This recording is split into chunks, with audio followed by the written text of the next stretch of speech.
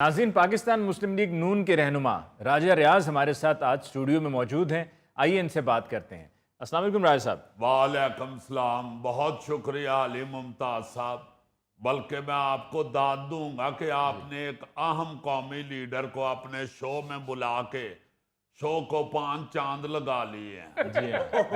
हजूर 4 चांद होते हैं, 4 चांद। चलो फिर तुसी गल कर लो। मैं कुछ सोच समझ के ही 5 चांद कह रहा हूं।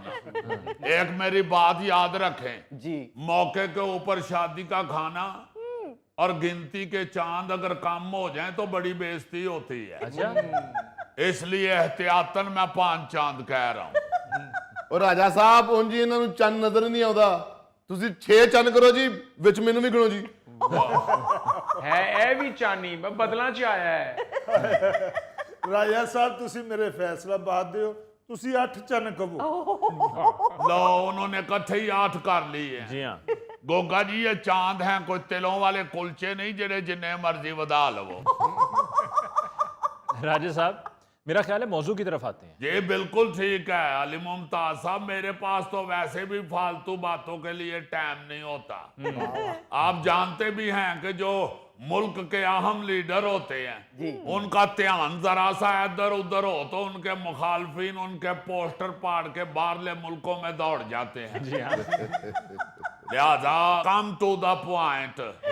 सबसे पहले मैं शुक्रिया अदा करना चाहूंगा इस सदी के अजीम तरीन रहनुमा जिन्हें जोहरी बनकर हीरे परखना आते हैं, यानी मियां मोहम्मद नवाज शरीफ साहब, जिन्होंने बकलम खुद मुझे हदायत की कि राजा रियाज आपने इलेक्शन लड़ना है। अच्छा। आप देखें इलेक्शन लड़ने के लिए सबसे तगड़ा बंदा चाहिए होता है और उन्होंने कहा है कि राजा साहब मुझे आपसे तगड़ा इस हल्के में कोई नजर नहीं आ रहा। मैं उसी वक्त उनका शुक्रिया भी अदा करता रहा हूं कि उन्होंने मुझ पे इतना एतमाद किया है।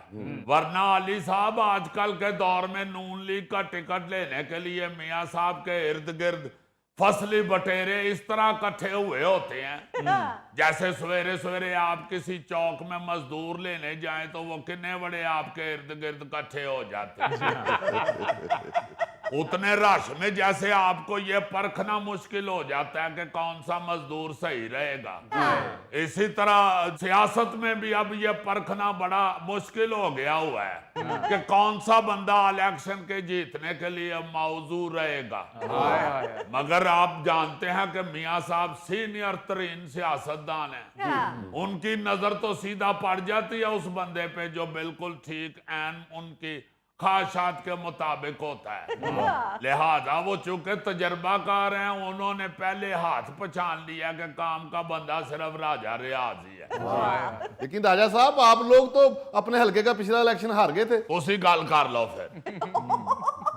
हद हो गई है आपकी जनाब। मैं मौजूदा इलेक्शन की बात कर रहा हूं जो जिमनी हो रहे हैं। आप पिछले इलेक्शनों का रोना लेके बैठ गए हैं। वो क्या मिसाल देते हैं, पहुंचो खोती बोर्ड थले। आप तो गौरी साहब माशाल्लाह अच्छे भले दानिश्वर हैं, क्यों इस तरह की बात करते हैं कि आपके लिए फिर खोती की मिसाल देनी पड़ जाए।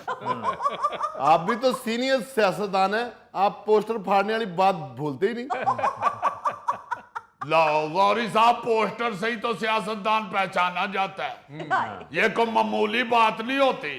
पोस्टर सियासतदान के लिए सबसे अहम चीज होती है। तो अगर किसी का कोई पोस्टर फाड़ देगा तो फिर वो चीखे भी ना। आप देखें 50-50 करोड़ की आपका डिपार्टमेंट वाले फिल्में बनाते हैं, तो अगर हीरो हीरोइन का पोस्टर ही नजर ना आए तो फिल्म तो डब्बा हो गई ना। लेकिन राजा साहब, ये बारिशों और सैलाब की वजह से ज़िमनी इंतखाबात तो मुलतवी कर दिए गए हैं। सही कह रहे हैं आप। सैलाब का पानी तो गलियों में भी फिर गया और राजे की उम्मीदों पे भी फिर गया। लेकिन अली मुमताज साहब ये याद रखे, जिस दिन भी इलेक्शन हुआ आपका भाई बिला मुकाबला जीत जाएगा। लेकिन राजा साहब, मेरा तो कोई भाई इलेक्शन ही लड़ रहा है। लो, इसका मतलब है आप हमें भाई नहीं समझते। आपको पता है मैं तो किसी के शो में जाता ही नहीं हूँ। अच्छा। आपको भाई समझता हूँ तो आपके शो में आ जाता हूँ, और आप जब इधर बिठा लेते हैं तो फिर आप भाई नहीं समझते हमें। नहीं, मैं समझ गया हूँ, भाई हैं हमारे। मेहरबानी जनाब, मैंने भी महावरतन आपका भाई कहा है, यानी कि मैं बकलम खुद। अली मुमताज साहब, अल्लाह के फजल से किसी भी उम्मीदवार ने मेरे सामने खड़ा नहीं होना। अच्छा।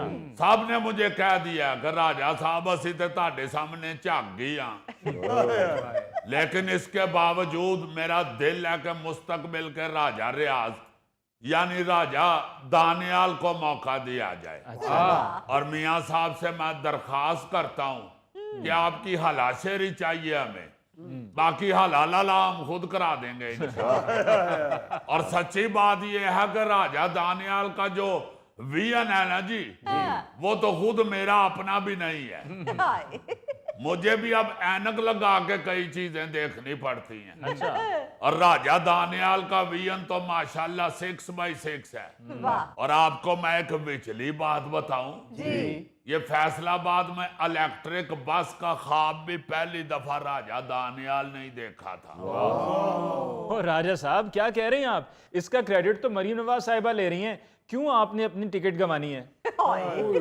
अच्छा, तो चलें फिर ये वाली लाइन कटवा देना। ये दोबारा रिकॉर्ड कर लें। देखें जी, ये जो फैसलाबाद में इलेक्ट्रिक बसें चली हैं, मैं समझता हूं कि सारा क्रेडिट वजीर आला पंजाब मरियम नवाज साहिबा को ही जाता है। वाह। जो किया है मरियम नवाज साहिबा ने किया है। वाह। वो मेरे बेटे राजा दानियाल ने तो वो खिलौना बस का ख्वाब देखा था, वो मैंने उसे उसी वक्त ले दी थी। ये अब ठीक हो गया ना? हाँ, ये ठीक हो गया है। अच्छा, ये तो बताइए कि मरीम नवाज साहिबा जब अभी फैसलाबाद आई हैं तो आपकी क्या उनसे मुलाकात हुई है? बिल्कुल जनाब, ये कैसे हो सकता है कि वजीर आला पंजाब फैसलाबाद आए और बब्बर शेर फैसलाबाद राजा रियाज से ना मिले। मैं तो उनकी इलेक्ट्रिक बस के मगर एहतियातन 729 की तार, एक टेस्टर और प्लास लेके भी फिरता रहा हूं। अच्छा। क्या इलेक्ट्रिक बस है, इसका क्या एतबार है? जहां कोई तार शार्ट हो जाएगी तो इमरजेंसी प्लान के तौर पे राजा फौरन इलेक्ट्रीशियन वाला काम करेगा। राजा साहब, आप इलेक्ट्रिशियन भी हैं। तुसी गल कर लो फिर।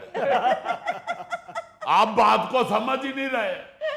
देखे, सियासतदान होना अपनी जगह, हाथ में हुनर होना अपनी जगह। मरियम साहबा तो अली मुमताज साहब जब हमारे कैंप में आई हैं तो पहले हाथ उन्हें लगा है कि जैसे सलाबजुदगान के इमदादी कैंप में आ गई। फिर जब उनकी नजर मेरे पे पड़ी है तो उन्हें समझ आई है कि नहीं, कैंप सही है, स्काउट ही माठे हैं।